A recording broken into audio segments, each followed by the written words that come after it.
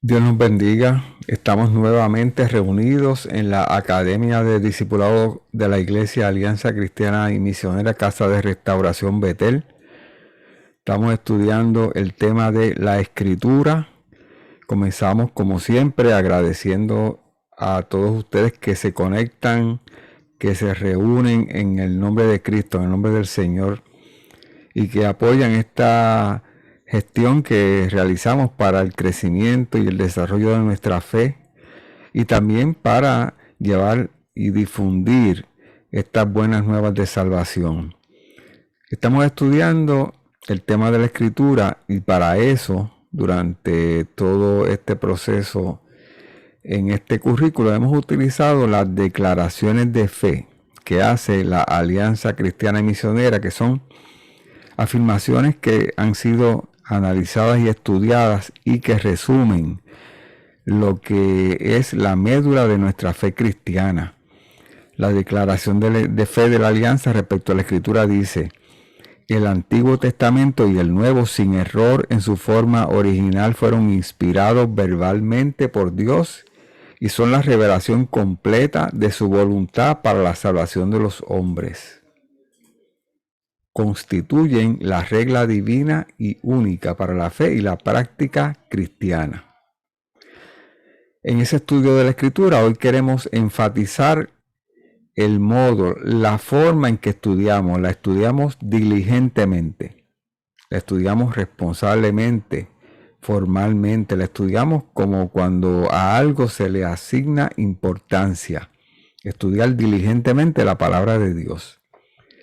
La meta transformadora de todo este proceso, lo que queremos que ocurra, para conocer a Dios, su voluntad y su propósito para nuestra vida, es indispensable ser diligente en el estudio de su palabra.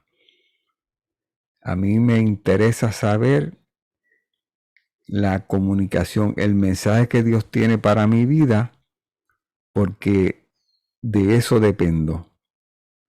La semana pasada vimos que la Biblia es un libro único, que la Biblia es el único libro cuyo autor es Dios, que la Biblia es el único libro que contiene verdad absoluta, completa, total, y que la Biblia es el único libro que cambia la vida. Y vimos cómo el poder de la Biblia, la Escritura, la palabra de Dios, no solamente transforma vidas, ha transformado la sociedad, la humanidad en la que nosotros vivimos. Hoy vamos a tratar el tema de la importancia de estudiar diligentemente la palabra de Dios. ¿Qué cambios positivos, qué crecimiento ocurrirá si yo estudio con diligencia esa palabra?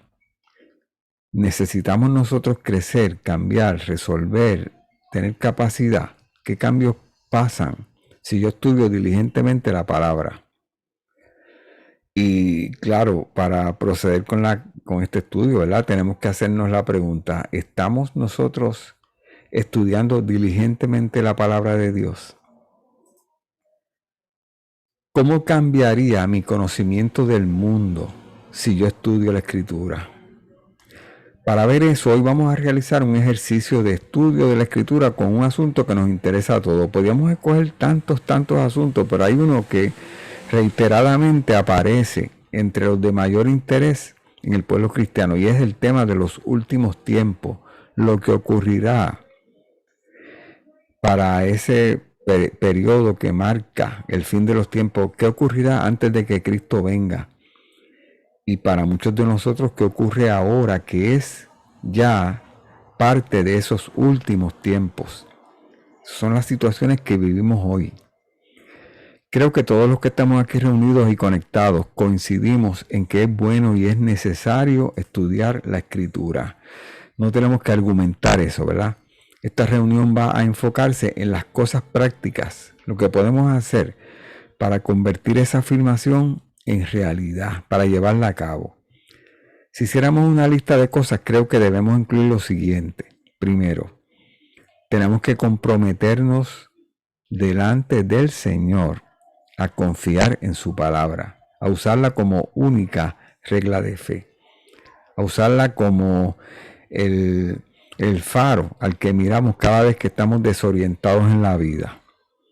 Compromiso, ¿verdad? Comprometerse, decidir y actuar con determinación. Eso es actuar diligentemente. En 1 Timoteo 4:15 dice, sed diligente en estos asuntos. Entrégate de lleno a ellos, de modo que todos puedan ver que estás progresando. Usted y yo queremos que las personas vean que estamos progresando. Ten cuidado de tu conducta y de tu enseñanza. Persevera en todo ello, porque así te salvarás a ti mismo y a los que te escuchen. Dijimos que lo primero es comprometerse, como dice en 1 Timoteo 4:15, ¿verdad? Tenemos también que cultivar ese deseo. Tenemos que ponerle deseo, intención a ese compromiso. Tenemos que examinar la palabra de Dios en busca de respuestas día a día. En Hechos 17:11 dice, estos eran de sentimientos más nobles que los de Tesalónica. Los está comparando, ¿verdad? A los de Tesalónica, de modo que recibieron el mensaje con toda avidez. Avidez, esa palabra es sinónimo de deseo. Y todos los días examinaban las escrituras para ver si era verdad lo que se les anunciaba. Cotejaban, verificaban, constataban esas escrituras, ¿verdad? Eso es una manera de cultivar ese deseo. ¿Qué otra cosa debemos hacer? Pues debemos comunicar, decirle a otros lo que estamos aprendiendo de la palabra. En Colosenses 3 dice, ya que han resucitado con Cristo, busquen las cosas de arriba donde está Cristo sentado a la derecha de Dios. Concentren su atención en las cosas de arriba, no en las de la tierra, pues ustedes han muerto y su vida está escondida con Cristo en Dios. Cuando Cristo, que es la vida de ustedes, se manifieste, entonces también ustedes serán manifestados con Él en gloria. Que gobierne en sus corazones la paz de Cristo, a la cual fueron llamados en un solo cuerpo, y sean agradecidos.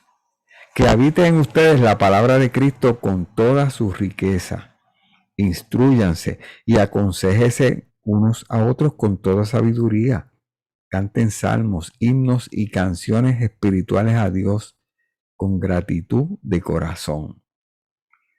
Nos comprometemos, lo cultivamos, lo comunicamos y actuamos de acuerdo con lo que aprendemos mientras estudiamos la Biblia. En Santiago 1 dice, no se contenten solo con escuchar la palabra, pues así se engañan ustedes mismos. Si te contentas con escucharla y no la llevas a la práctica, te engañas a ti mismo. Llévenla a la práctica. El que escucha la palabra pero no la pone en práctica es como el que se mira el rostro en un espejo y después de mirarse se va y se olvida enseguida de cómo es. Pero quien se fija atentamente en la ley perfecta que da libertad y persevera en ella, no olvidando lo que ha oído, sino haciéndolo, recibirá bendición al practicarla. Comprometerse, cultivar esa práctica, ¿verdad? Decirle a otras personas lo que estamos aprendiendo y actuar, según dice la Escritura, vivir según dice la Escritura. Es decir, primero me comprometo, lo llevo a la práctica, lo comunico y vivo según esa palabra. Así de importante es la Escritura, así de fundamental, porque toda la Escritura es la verdad. ¿Nos interesa la verdad? Toda la Escritura es verdad. Eso nos pone a pensar que algunas partes de la Escritura dicen cosas que nos parecen demasiado extremas. Usted en este momento piensa en versos de esos que encontramos a veces que nos parecen que son demasiado conflictivos. Es importante tener en mente que la Escritura es la palabra de Dios y que Dios es perfecto, santo y que Dios es amor. En el Antiguo Testamento encontramos versículos muy difíciles de conciliar con esa imagen amorosa, como el que encontramos en Número 21:6. Dice ahí, y Jehová envió entre el pueblo serpientes ardientes que mordían al pueblo, y murió mucho pueblo de Israel. Y usted se imagina que mueren hombres, mujeres, pero también ancianos y niños, ¿verdad? ¿Qué sucede cuando encontramos esas partes de la Escritura? Y más allá, cuando las encontramos en el Nuevo Testamento, donde se registra ya el cambio y el efecto que trae a la vida el sacrificio de Cristo. Vamos a ver un ejemplo en Mateo. Dice, palabra que el Señor le decía al pueblo: no penséis que he venido para traer paz a la tierra. No he venido para traer paz, sino espada. Porque he venido para poner en disensión al hombre contra su padre, a la hija contra su madre y a la nuera contra su suegra. Y los enemigos del hombre serán los de su casa. Y uno encuentra esos textos y podría uno poner en duda que esa es la palabra de Dios. ¿Cómo entender que esa y que toda la Escritura es la verdad? Cuando encontramos esas partes de la Escritura que parecen no concordar con el carácter y la naturaleza de Dios, que no nos parecen aceptables a esa imagen de Dios, tenemos que recordar nuevamente, como hemos dicho antes, que la lectura debe ser cuidadosa respecto al contexto en que se escribe. La época, la sociedad y la cultura donde se escribe también pueden ser parte de esa escritura y debemos tomarlo en consideración. La intención puede ser simbólica, proverbial, metafórica. Puede haber un propósito pedagógico de enseñanza. También puede contener hipérbole, o sea, son como figuras del lenguaje que amplían, que aumentan. Esas figuras del lenguaje que tienen la intención de enfatizar o de establecer un mensaje o una enseñanza, tenemos que tomarlas en consideración. La lectura literal de lo que dice en la palabra nos puede llevar a un error. Nuestra limitación como lectores o como intérpretes no significa que el mensaje está mal, es erróneo. La semana pasada decíamos que la escritura es inerrante. No yerra, no va a error y es infalible. No hay error y no hay falla. Muchas veces nosotros no somos capaces de entender y de interpretar, pero eso no significa que el mensaje no sea verdad. Somos nosotros los que fallamos. Lo que nosotros afirmamos es lo que dice en este verso, en 2 de Timoteo. Toda la escritura es inspirada por Dios y útil para enseñar, para reprender, para corregir y para instruir en justicia, a fin de que el siervo de Dios esté enteramente capacitado para toda buena obra. La escritura es capacidad para nosotros. Si deseamos ser capaces, si deseamos poder hacer y resolver, tenemos una fuente de capacidad en la escritura. ¿A usted le interesa esa fuente de capacidad? Al principio de esta reunión dijimos que vamos a realizar un ejercicio de estudio de la escritura con un asunto que nos interesa a todos. Y el asunto es acerca de los últimos tiempos, ¿verdad? La situación que vivimos hoy. Nosotros vamos a enfrentar situaciones difíciles en los días finales. De hecho, vamos a enfrentar situaciones difíciles siempre. Siempre en la vida, en cada día, en todas las vidas de las personas se presentan situaciones donde necesitamos estar enteramente capacitados, como decía allí. No solo para resolver, sino también para poder modelar el verdadero Cristo, el amoroso, el amplio en perdonar y pleno de misericordia. Nos gustaría que ese fuera el Cristo que se enseña hoy en día, ¿verdad? Para ese ejercicio de estudio vamos a utilizar este verso de Timoteo, de la carta a Timoteo, que es central para los cristianos, central para usted y para mí, y está escrito en un contexto muy importante. Es una exhortación de Pablo a Timoteo y también es una advertencia. En ese verso se establece la importancia de la escritura como el fundamento sobre el cual debemos sostenernos para soportar lo que va a ocurrir en los últimos tiempos. Todos los cristianos necesitan ese fundamento. Para comprender mejor debemos ver lo que dice al principio de esa exhortación. Al principio del capítulo 3 dice: ahora bien, ten en cuenta que en los últimos días vendrán tiempos difíciles. La gente estará llena de egoísmo y de avaricia. Serán jactanciosos, arrogantes, blasfemos, desobedientes a los padres, ingratos, impíos, insensibles, implacables, calumniadores, libertinos, despiadados, enemigos de todo lo bueno, traicioneros, impetuosos, vanidosos y más amigos del placer que de Dios. Aparentarán ser piadosos, pero su conducta desmentirá el poder de la piedad. Con esa gente ni te metas, dice en esta versión. ¿Se nos parece eso al mundo actual? Hemos escuchado ese pasaje muchas veces y generalmente no nos miramos a esa categoría de personas que calificamos como el mundo y le llamamos los inconversos. Pero ¿ocurrirá eso con gente que se llama a sí mismo piadosos? Los que dicen y aparentan ser piadosos.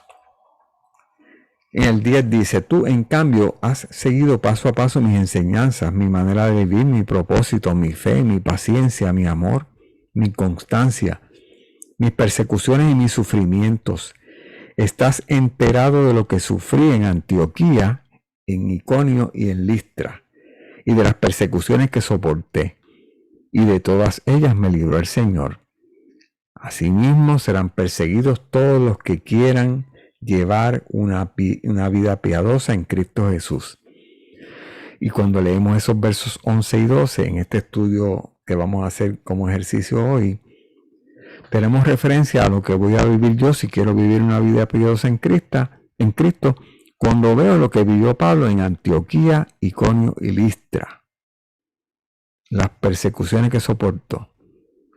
¿Quiere usted saber lo que Pablo vivió allí, que es lo mismo que va a vivir usted si desea vivir una vida piadosa? Pues vamos a ver qué pasó en esos 3 lugares. Pablo dice que nuestra defensa y recurso para poder enfrentar las mayores crisis, los tiempos difíciles, se encuentra en la Escritura. Es probable que la prueba definitiva para los cristianos sea la persecución y el sufrimiento. ¿Cuáles fueron esas persecuciones y sufrimientos? ¿Se refería Pablo a la persecución del gobierno o de la sociedad, de los inconversos del mundo, como decimos nosotros? ¿O se refiere también a la persecución por parte de las instituciones religiosas, la persecución de personas que alegan incluso tener la misma fe? Como hoy estamos hablando de la importancia de estudiar diligentemente la Escritura, vamos a hacer este ejercicio de buscar más profundamente, ¿verdad? ¿Qué le pasó a Pablo allí? Es importante saber, como decíamos, si es hambre o si es necesidad o amenaza, o qué fue lo que le pasó, qué lo puso a prueba. Cuando Pablo menciona lo que le pasó en Antioquía, probablemente se refiere al incidente de una disputa que ocurrió entre los apóstoles Pablo y Pedro.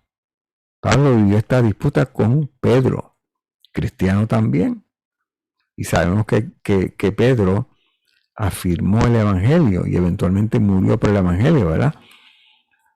Pero ¿qué pasó en ese momento en Antioquía? Que se produjo esa disputa, ¿verdad?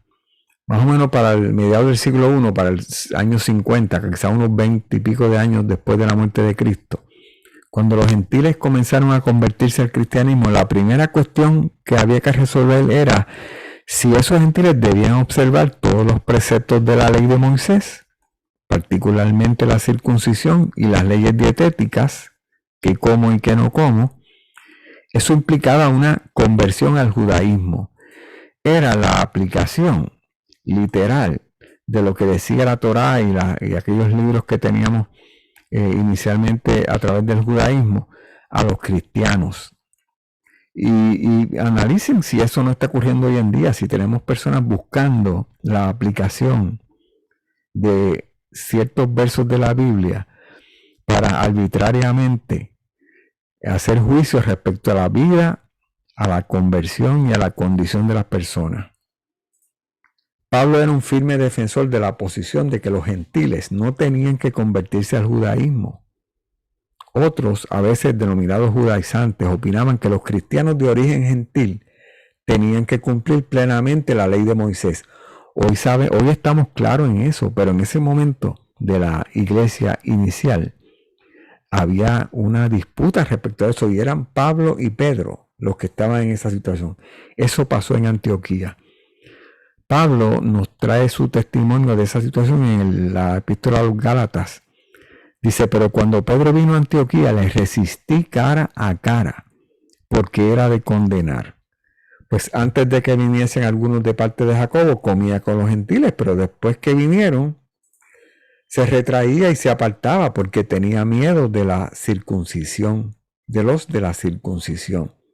Y en su simulación participaban también los otros judíos, de tal manera que aún Bernabé fue también arrastrado por la hipocresía de ellos. Primero utiliza la palabra simulación y luego la denuncia como hipocresía.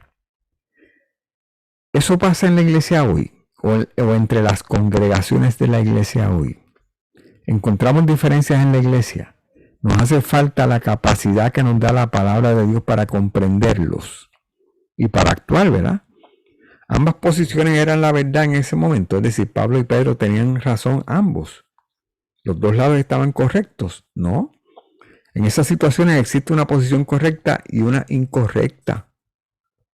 En la situación que ocurrió en Antioquía y que Pablo menciona a Timoteo, la posición legalista y judaizante no estaba correcta. Y gracias a Dios por eso, porque usted y yo, gentiles, nos beneficiamos de esa posición incluyente de Pablo en lugar de excluyente. Claro que también al día de hoy tenemos diferencias.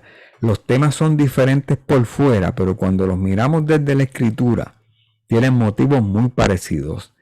El cumplimiento literal o a la letra por encima del cumplimiento del espíritu de lo que dice la escritura.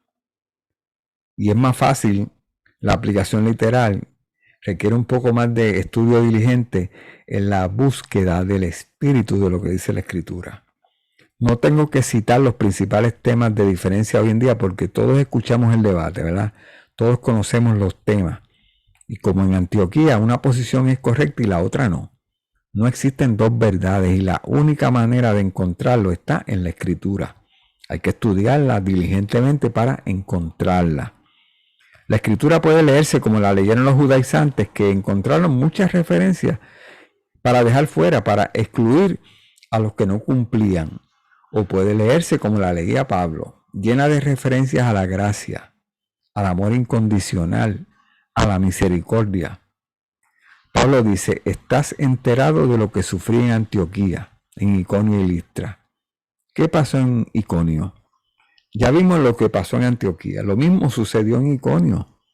Pablo y Bernabé fueron a la sinagoga judía y predicaron con tanto poder, con tanta eficacia, que un gran número de judíos y de griegos se hicieron creyentes.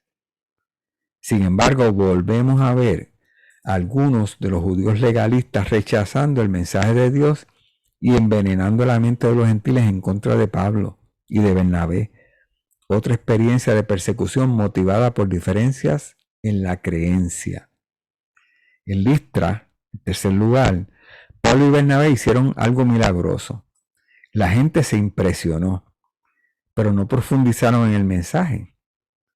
Hoy en día también las personas buscan los milagros y dan de codo a los fundamentos de la vida cristiana. Dígame usted si eso no ocurre hoy.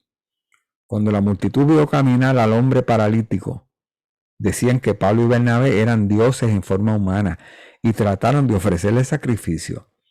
Los apóstoles evitaron que lo hicieran y les piden que adoren al único Dios viviente que hizo los cielos y la tierra. Las personas no entendieron el mensaje, preferían ver milagros y manifestaciones. Algunos judíos intervienen por motivos religiosos nuevamente y provocan que la multitud se vuelva contra Pablo y contra Bernabé.